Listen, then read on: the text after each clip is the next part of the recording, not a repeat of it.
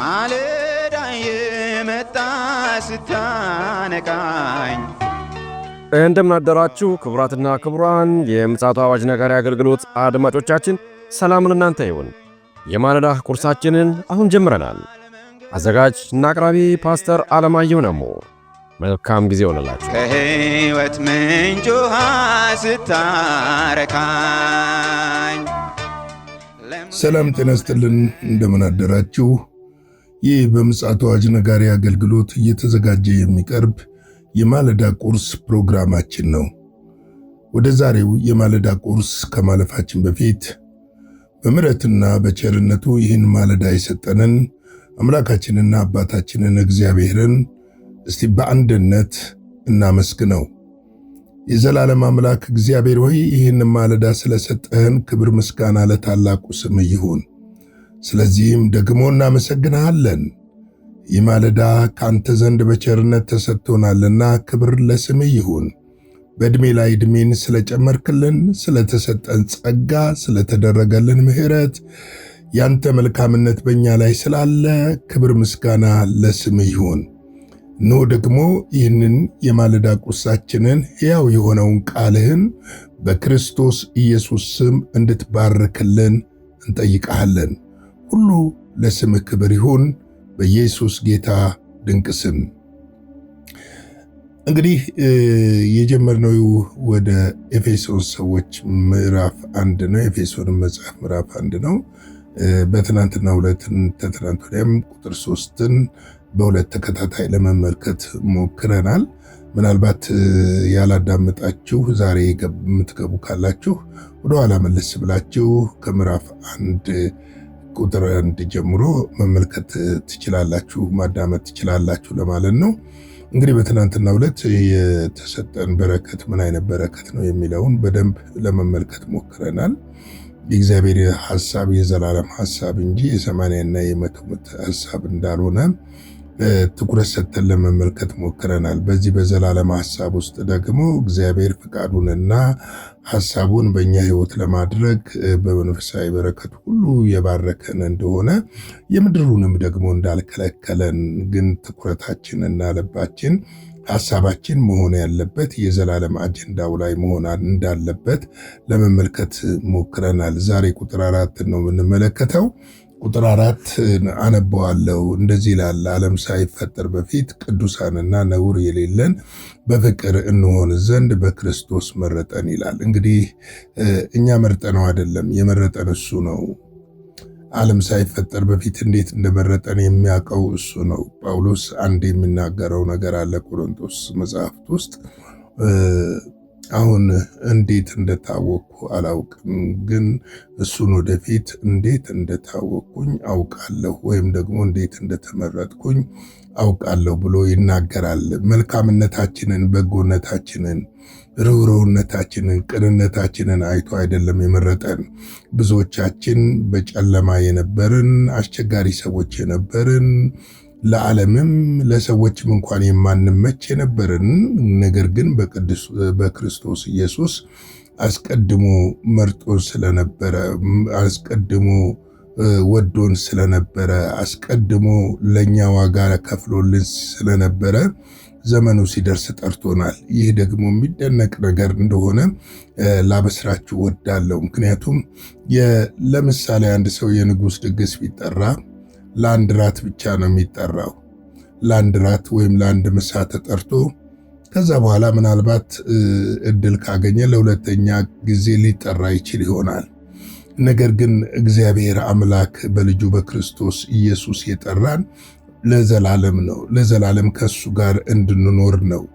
ወይም አንድ ራት ወይም አንድ ምሳ በልተን እንድንወጣ ሳይሆን ለዘላለም ቅዱስ ሆነን ነውር የሌለብን ሆነን በፍቅር ሆነን ከእርሱ ጋር እንድንኖር ይፈልጋል። በጣም የሚገርም ነው። ቅዱስና ነውር የሌለን የሚለው ቃል በጣም ይገርመኛል። እኛ ራሳችንን እንቀድስ አንችልም። እኛ በኃጢአት ምክንያት ከእግዚአብሔር መንግሥት የወደቅን ነን፣ በአዳም ምክንያት፣ በአዳምና በሔዋን ምክንያት። ነገር ግን እሱ ሰው ሆኖ መጥቶ ስለኛ ራሱን ቀድሶ እኛን በሱ ቅድስና በሱ ቤዛነት ወደ ዘላለም ርስት እንድንገባና ቅዱስና ነውር የሌለን ተብለን ልንጠራ የበቃ ነው የእርሱ ቅድስናና ቤዛነት ታይቶ እንጂ የኛ ቅድስና ታይቶ እንዳልሆነ ይገባናል። ለዚህ ነው ጸጋ የሚያስገርመው። ጸጋ ላልሰራነው ነገር የተሰጠን ሽልማት ማለት ነው። ጸጋ ላልከፈልነው ነገር የተሰጠን ክፍያ፣ ላለፋንበት ነገር የተሰጠን ክፍያ ማለት ነው። ስለዚህ ነው እንግዲህ ቅዱስና ነውር የሌለን ይላል እና እንደዛ ሆነን በፍቅር ሆነን በፍቅር እንሆን ዘንድ በክርስቶስ መረጠን ይላል። ፍቅር ራሱ ነው። የፍቅር ባለቤትም እሱ ነው። ፍቅር እግዚአብሔር ነው ይለናል ዮሐንስ አንደኛ ዮሐንስ መጽሐፍ ምዕራፍ 4 ላይ ፍቅር የሌለው እንደውም እግዚአብሔርን አላየውም አላወቀውም ብሎ በግልጽ ይነግረናል። ስለዚህ ፍቅር የሆነው ጌታ የመረጠን ለዘላለም ነው። የተመረጥነው በክርስቶስ ነው። በሰው ምርጫ ቢሆን እኔና እናንተ ልንመረጥ አንችልም። እኔ ስለራሴ አውቃለሁ ልመረጥ እንደማልችል። ምክንያቱም የሰው ምርጫ ብዙ ክራይቴሪያ አለው፣ ብዙ ሚዛን አለው። ብዙ ለማሁን ባለንበት ዘመን ገንዘብ ሚዛን ሊሆን ይችላል፣ ዕውቀት ሚዛን ሊሆን ይችላል፣ ስልጣን ሚዛን ሊሆን ይችላል። አንዳንድ ጊዜ ደግሞ እንደ ኢትዮጵያ ባሉ አሁን አገር ዘር ሚዛን ሊሆን ይችላል። እነዚህ አይነት ነገሮች ሚዛን በሚሆኑበት ዓለም ውስጥ እንዴት እንመረጣለን ብለን ልናስብ እንችላለን?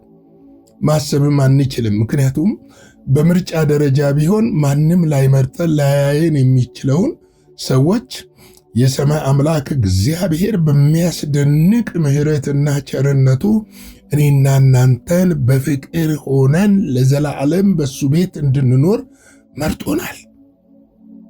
የሚገርም ምርጫ ነው።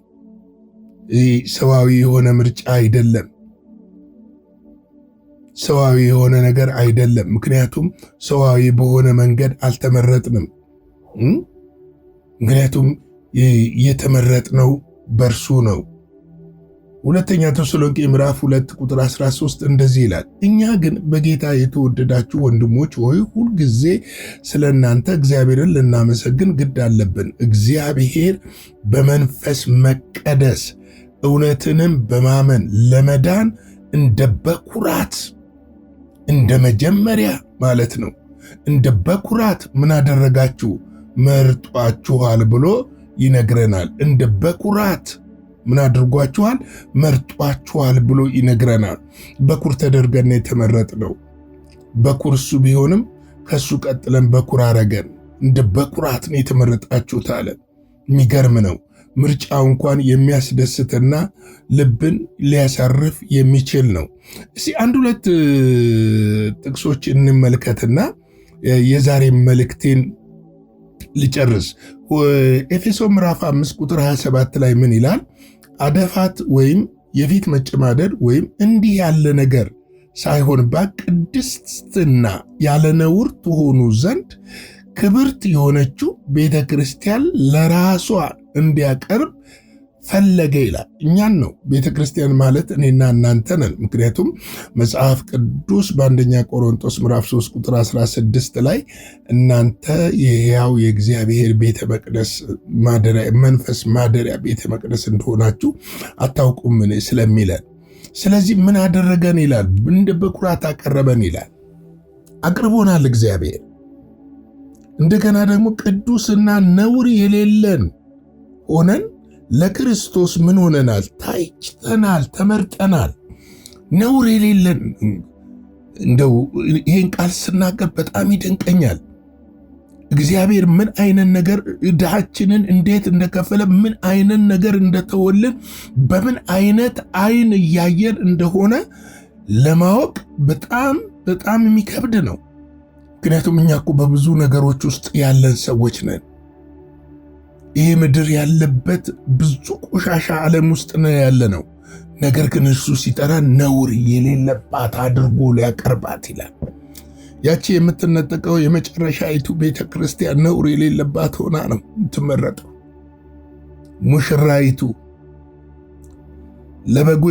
ለበጉ ሰርግ የተዘጋጀች እጩ ሆና የምትቀርበው ለዘላለም ከሱ ጋር የምትኖረው የተመረጠችው ውብ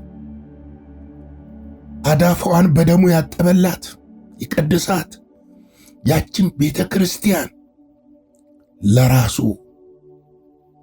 ክብር መርጧታል፣ አጭቷታል። ያም እኔና እናንተ ነን።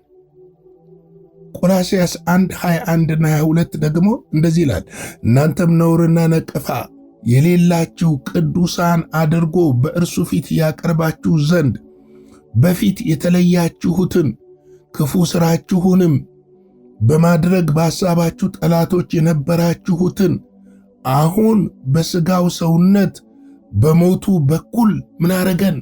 አስታረቀን። ነውር የሌለን በፊት ነበርን እኮ፣ ነገር ግን አስታረቀን፣ ነገር ግን መረጠን። እንዴት እንሆን? በፍቅር እንኖር ዘንድ፣ በፍቅር እንሆን ዘንድ፣ ከሱ ጋር እንኖር ዘንድ። ሚደንቅ በረከት፣ ሚደንቅ ጥሪ፣ ሚደንቅ ሚደንቅ ሚደንቅ ያስደንቃል። ማንኝ እኔ ማንን እናንተ? መለኮት ነውራችንን ወስዶ ነውር የለባችሁም አለ። ነውር የነበርነውን ነውር የለባችሁም አለን። አዳፋችንን አጥቦ አዳፋ የለባችሁም አለን። በፍቅር ትኖሩ ዘንድ እኔ መርጫችኋለሁ አለን። ከዚህ የበለጠ በረከት ምን ይገኛል? ስለዚህ ወገኖቼ የታጨንበት የዘላለም ፍቅር፣ የዘላለም ምሕረት፣ የዘላለም ቸርነት፣ የዘላለም መንግሥት ይሄ ነው። ለዚህም ሰዓቱ ደርሷል። ለዛሬ ማለዳ ይህንን ካልኩ ነገ በሚቀጥለው ክፍል እንገናኛለን። ላይክ፣ ሼር፣ ሰብስክራይብ እናድርግ። አገልግሎቱ ለሁሉ እንዲዳረስ አጭር ጸሎት እናድርግና የዛሬውን የማለዳ ቁርሳችንን በዚህ ላይ እንጨርሳለን። የዘላለም አምላክ እግዚአብሔር ሆይ በጌታ በኢየሱስ ክርስቶስ ስም ይህን ማለዳ ስለሰጠን እናመሰግናለን። በዚህ ማለዳ ደግሞ እግዚአብሔር ሆይ ያደረክልንን የሆነልንን የተጠራንበትን ነገር ስላሳየህን ክብር ምስጋና ለአንተ ይሁን። አንተ ቅዱስ አርገህ ነውር የሌለን አርገህ ነቀፋ የሌለን አርገህ በፍቅር ካንተ ጋር እንኖር ዘንድ ስለመረጥከን ክብር ምስጋና ከዘላለም እስከ ዘላለም ለታላቁ ስምህ ይሁን። ስለ ሁሉ ነገር ተባረክ ጌታ ሆይ። በዛ ድንቅ በሆነው እጅህ ስለኛ በቆሰለው እጅህ የታመሙትን ትዳስስ ዘንድ ጠይቃለሁ። ያዘኑትን እንባቸው ይጠረግ ዘንድ ጠይቃለሁ። የክፉ ሥራ ሁሉ በስም ሥልጣን የፈረሰ እንዲሆን ጠይቃለሁ። ሁሉን ለአንተ ክብር አሳልፌ ይሰጣለሁ። ስለ ሁሉ ተመስገን። ይህን ቀን ባርክልን፣ ከክፉ ሁሉ ጠብቀን፣ በደምህ ሸፍነን። በልጅህ በኢየሱስ ክርስቶስ ስም አሜን።